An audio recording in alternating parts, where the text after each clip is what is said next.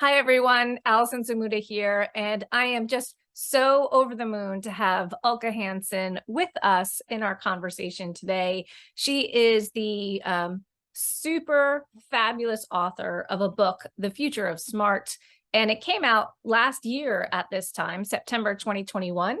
And there's been so much that has been happening both internationally as well as really understanding how the work continues to evolve. So, Ulcca, thank you so much for joining us. I'm so excited to be here, Allison. I always love our conversations. That's right. So we were talking off record, and at some point, I was thinking in my head, I was like, we have to start recording to start capturing the narrative. So you're potentially in midstream of a conversation that Ulcca and I actually started a couple of years ago when we first met. And we were in the audience together in Pittsburgh, Pennsylvania. I was doing a keynote, and she said to me after, when we first met one another, she said, "You actually get exactly the premise of what I've been aspiring to and espousing for a couple of decades." So to start thinking about the future of smart, what was the premise? What was the premise of what this book was based on?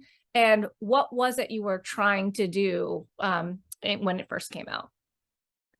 So a lot of that is in the title, The Future of Smart, which interestingly, some people love, some people hate. And the people who don't like it, don't like the word smart, which I am very sympathetic to. I think I'm a mother. I have two boys. They're now 13 and 15, but I remember watching them kind of go to school and feel themselves becoming less and less quote unquote smart in Mm. terms of what the school expected, what they were hearing from other people they should be versus who they were. And I think this word smart, we've packed so much into it culturally and personally around assumptions of, smart is somebody who does tests really fast or writes really fast or, answers all the questions right.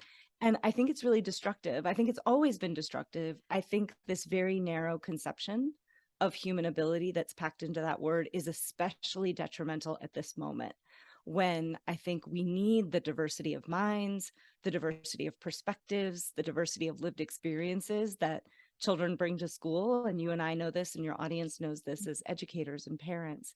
And so the future of smart is really this idea of, can we pause for a minute, go back and understand what was packed into that word and why?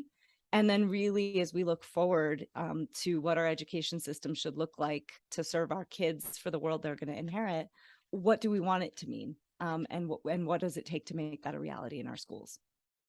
So, it's interesting because as a mom of two kiddos as well, 18 and now 21, to try to figure out the idea of what the future of smart is, especially in the trajectory of their own school education, similar to you, and really starting to imagine that smart became very, very different as they moved through their K-12 experience. And the notion of that narrowness actually started to define what smart looked like in a very different way that potentially was focusing on more playing the game of school or focusing on a particular notion of what does it mean to be smart or to be gifted, and starting to Mhm. think about the sort of the anxiety and the emotions that are produced in our early adolescence all the way through their teenage years, and how that potentially impacts not just their behavior, but also their achievement. Right, their sense of self. No, and I think it's important too. You and I are roughly the same age, and I often say to people, I went to public school, but I was there in the 70s and 80s for my kind of elementary, middle school years, and I feel like we had the last of a generation of teachers Mm. that were people that went into the profession when there were fewer options for women, for people of color. And I know my teachers had been in the classroom for 30, 35 years. And so even though it was a public system, we hadn't yet hit the standards and accountability movement. We hadn't kind of hit this moment where I think educators felt forced into very narrow kind of definitions and external guidelines around what it meant to be smart. And so I feel like our educators were able, they recognize it, like, I have all these kids in in front of me, and they are different, and they were able to kind of manage that. Now I know that, yes, there were inequities. I'm sure some kids were not treated or not expected, weren't given as much as they should have been given. On the other hand, I think the last 20, 25 years, each year, right, each couple of years has narrowed things even more, as it's like, okay, now third grade literacy, and third grade literacy is so important. So in second and first grade and kindergarten, we need to be focusing on letters and numbers, and forget play, and forget the kid who's a really good dancer or a really creative kind of dramatist, in the play area of a classroom. That it's been pushed down more and more in Yeah. terms of this narrowness. And I think we're seeing it. There were some recent studies now, right, about the number of kids who like school, very low. Kids who are engaged in school, very low. The longer they're in school, the less engaged they are. And then just in terms of mental health, Yeah. anxiety, feelings of worthlessness, feelings that there's no sense of purpose. So it's a moment.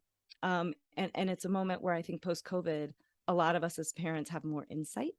A lot of educators have more insight into their kids. And so it's a moment when I feel like we are primed, if we're willing, to have this conversation out loud.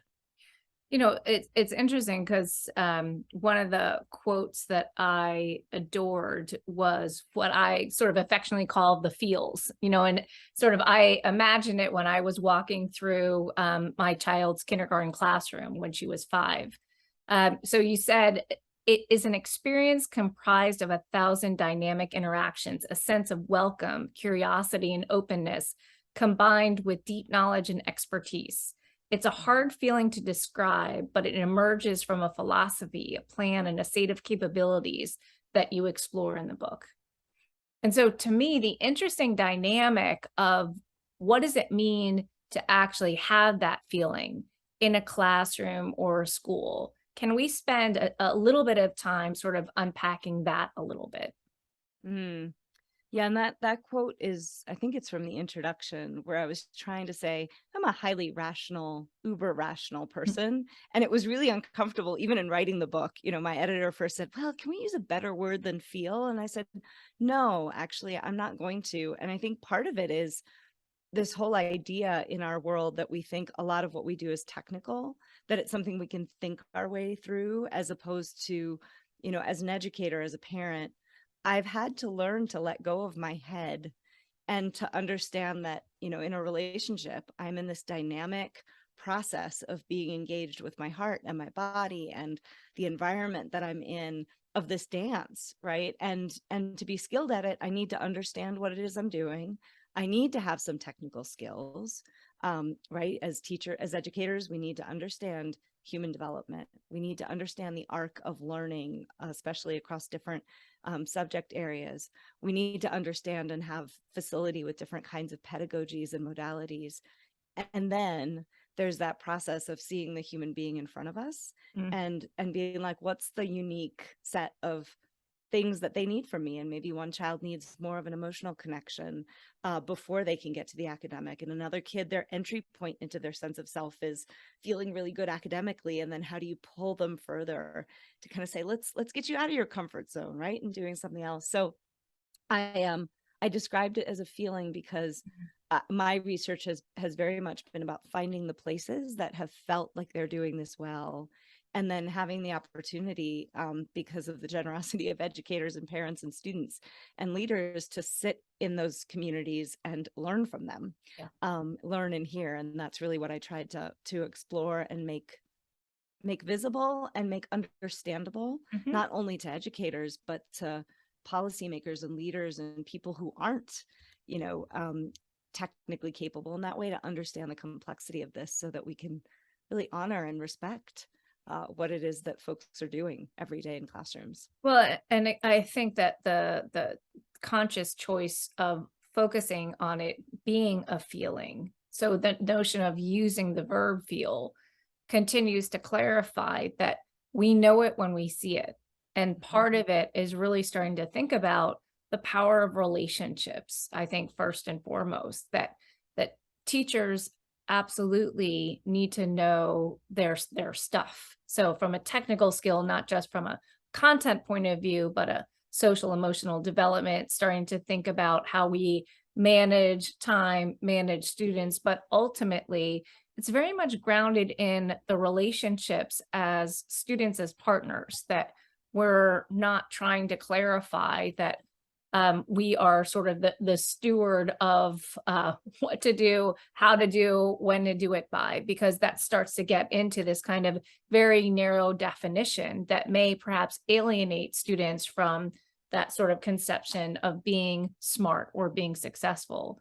But ultimately, the relationships also have an association with rigor, with challenge, with engaging in meaningful work.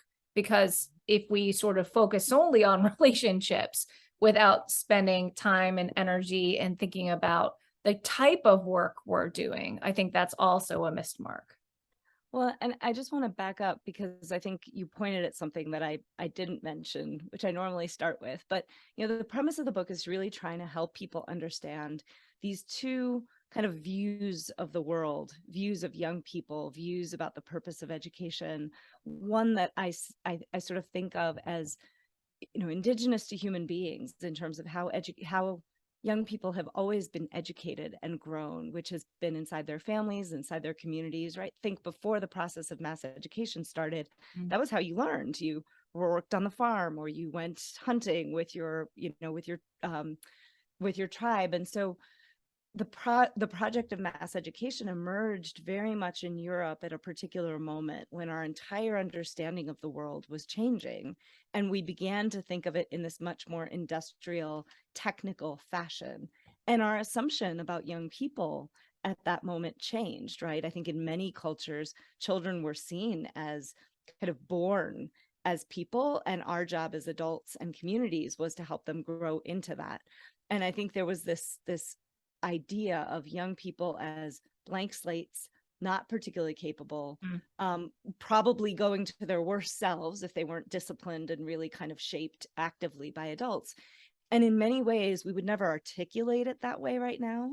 But in the vast majority of our schools, I always use class size as an example. We view young people as things that we have to manage, things that need to be handled, and adults have to handle them, as opposed to actually, if you have 35 kids in a classroom and they're of all different ages, we could see them as assets, that they learn from each other, they teach each other, they are part of the richness, they're part of the assets that we have. And these are subtle differences in the way that we think. And I think most of us who go into education go in because we kind of deeply feel that young people are capable and purposeful.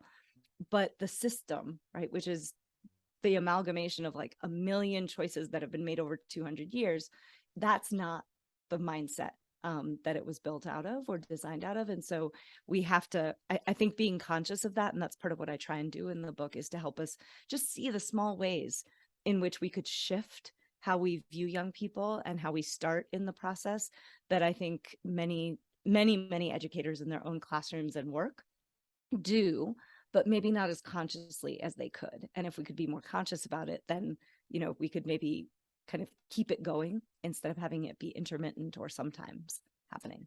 Well, and that'll be a perfect segue into part 2, where we talk about this opportunity that is really upon us right now to begin to step back and reimagine what the purpose of school is and how we can continue to do that in such a way that really amplifies student voice and focuses on the talents and strengths and unique gifts that each one of them have. So stay tuned. Thanks so much, Ulcca.